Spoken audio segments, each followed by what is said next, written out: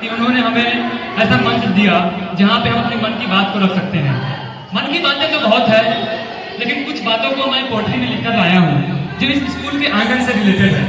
तो प्लीज ध्यान से सुनिएगा और जहाँ गलती हो नन्ना मुन्ना बच्चा समझकर माफ कर दीजिएगा। मन की बात।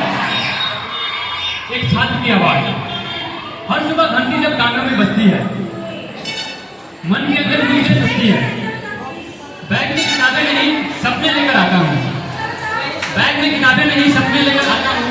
हर दिन कुछ नया सीखने को पाता हूँ। हर दिन कुछ नया सीखने को पाता हूँ। दीवारों पर टंगे चार्ट नहीं, वो बस कागज है। वो मेहनत के मिसाले को जगाते हैं। टीचरों की आंखों में जो शक्ति दिखती है, टीचरों की आंखों में जो शक्ति दिखती है, उसी में कहीं छुपी माँ जैसी ममता मिलती है। कक्षा का वो शोर जिसे है डिस्टर्ब, वो तो असल में हमारी दोस्ती का हक। पंक्तियों में बैठना, नाम पुकारे जाना, कभी सही उत्तर पे वाक, कभी गलत उत्तर पे मुस्कान। पीटी का पीरियड, वो मैदान की दौड़, जैसे पंख लग जाए जब हो छुट्टी का होड़। लाइब्रेरी की शांति में किताबों की खुशबू, हर पन्ने में एक नया सपना, एक नई रुचि। कभी कभी मन थक जाता है तो दोस्तों की मुस्कान बहुत कुछ कहा जाता है। वो बेंच की खरोच, वो डेस्क के नाम, वो बेंच की खरोच, वो डेस्क के नाम। हर चीज में बसती है, हर चीज में बसती है हमारा छोटी छोटी पहचान। बोर्ड की तैयारी है, दिल थोड़ा डरता है। बोर्ड की तैयारी है, दिल थोड़ा डरता है, लेकिन स्कूल का हर कोना हमें हिम्मत भरता है। स्कूल का हर कोना हमें हिम्मत भरता है। यहाँ सिर्फ नंबर नहीं किरदार गढ़े जाते हैं। यहाँ सिर्फ नंबर नहीं किरदार गढ़े जाते हैं। बच्चे नहीं भविष्य के सितारे बनते जाते हैं। कुछ सवाल अब भी अनसुलझे हैं, कुछ सवाल अब भी अनसुलझे हैं, पर यकीन है यही तो जिंदगी के रंग है। अभी कुछ महीने बाकी है इस सफर में, अभी कुछ महीने बाकी है इस सफर में, और हर दिन मेरे लिए एक नया अवसर है, क्योंकि यह स्कूल है मेरी दूसरी दुनिया, जहाँ मैं रोज आता हूँ और नया बनकर लौटता हूँ। जहाँ मैं रोज आता हूँ और नया बनकर लौटता हूँ। यह मेरा मंच है, मेरी उड़ान की शुरुआत, और यही है मेरी मन की सच्ची बात। The topic is girls' freedom. Girls' freedom is not just removing restriction, but ability to make their choice and pursue education and contribute to society without limitation based on gender. Girls, our society has developed so much, but the girls never get freedom like boys. Girls are not allowed to study in foreign countries or study with their friends at late night. Meanwhile, boys are allowed. Girls are not allowed to spend their salaries on their self, even they are dependent of their work. Their salary are always dependent. Girls have not right to choose their life partners by their choice. They have to pay dowry for their marriage. Even they are a goddess Lakshmi. Girls are not safe or comfortable because of violence, abuse and exploitation. Some their parents are allowing and giving freedom to girls, but the society criticizing them for this. The question is for the society. Why can't the society see both girls and boys equally? And why always girls have to feel insecure? Can the parents can't teach their boys to treat every girl as their sister? Thank you. बहुत से विचार चलते हैं, उनमें से कुछ अच्छे होते हैं और कुछ बुरे होते हैं, लेकिन बुरे विचारों को पीछे छोड़कर अच्छे विचारों को किसी और के सामने प्रकट करना ही कला कहलाता है। और आज मैं इस अवसर पर आप सभी को मैं अपना ये कला प्रस्तुत करने जा रही हूँ। तो चलिए शुरू करते हैं।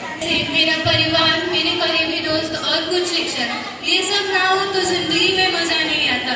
मान लो जैसे सब कुछ पास होने में भी अधूरा अधूरा सा है। जैसे जब मैं घर पे जाती हूँ तो मुझे सबसे पहले मेरे माता पिता याद आते हैं और फिर बाकी के सदस्य आते हैं। फिर वैसे ही जब मैं विद्यालय आती हूँ तो मुझे सबसे पहले मेरे करीबी दोस्त याद आते हैं और उसके बाद वे शिक्षक याद आते हैं जो मुझे सबसे ज़्यादा गृह कार्य बनाने के लिए देते हैं।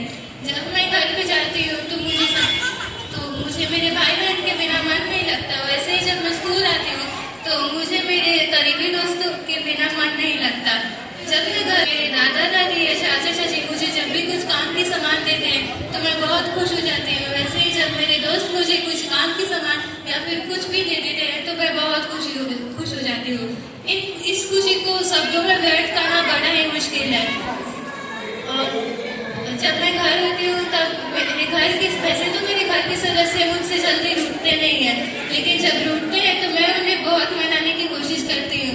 लेकिन जब मैं स्कूल होती हूँ तब मेरी बुरी बातों का मेरी सखियाँ मेरी बुरी बातों का बुरा मान जाती है तो मैं उन्हें मनाने की बहुत कोशिश करती हूँ। उनको मनाना मेरा हक है क्योंकि हम सब एक दोस्त हैं। यही मेरे मन की बात थी जो मैं आप सबसे बताना चाहती थी। धन्यवाद। एक कविता प्रस्तुत करना चाहती हूँ जिसका शीर्षक है जो बोले सो खाए दो। दो ब्राह्मण थे, एक चाचा और एक भतीजा। एक दिन उनके प्रिय भक्त के घर से आमंत्रण आया। वो अपने प्रिय भक्त के घर गए। भक्त के घर पहुंचने पर भक्त ने खूब सेवा सत्कार से उनका स्वागत किया और कहा कि चूरा चुना हुआ उससे लड्डू बनाकर खा ले। 5 लड्डू बना। अब निश्चय ये करना था कि 5 लड्डू का बंटवारा कैसे किया जाए। चाचा ने बोला कि दोनों गूंगे बनकर बैठ जाते हैं। जो पहले बोलेगा वो 2 खाएगा और जो बाद में बोलेगा वो 3 खाएगा। वक्त जब घर लौटा तो देखा कि दोनों चुपचाप लेटे हुए थे, ना कोई बोलता ना कोई हिलता जुलता। अगल बगल के लोगों ने भी देखा और उन्हें ये लगा कि ना जाने कोई जहरीले जानवर ने काट लिया है। उन्हें लगा कि अब ये मर गए हैं, इसीलिए उनको अब ठिकाना लगा देना चाहिए। इसीलिए वो चारपाई पर चाचा और भतीजा को लेटाकर शमशान घाट पहुंचे और चिता सजाकर चिता पर लेटा दी और चिता में आग लगा दी। तभी भतीजा उठा और बोल पड़ा कि चाचा आप 2 खाइएगा और मैं 3। वहाँ पे मौजूद 5 लोग डर गए और उन्हें लगा कि ये हमें ही खाने की बात कर रहे हैं। वो डर के मारे चिल्लाने लगे, भागो भागो भूत भूत। धन्यवाद।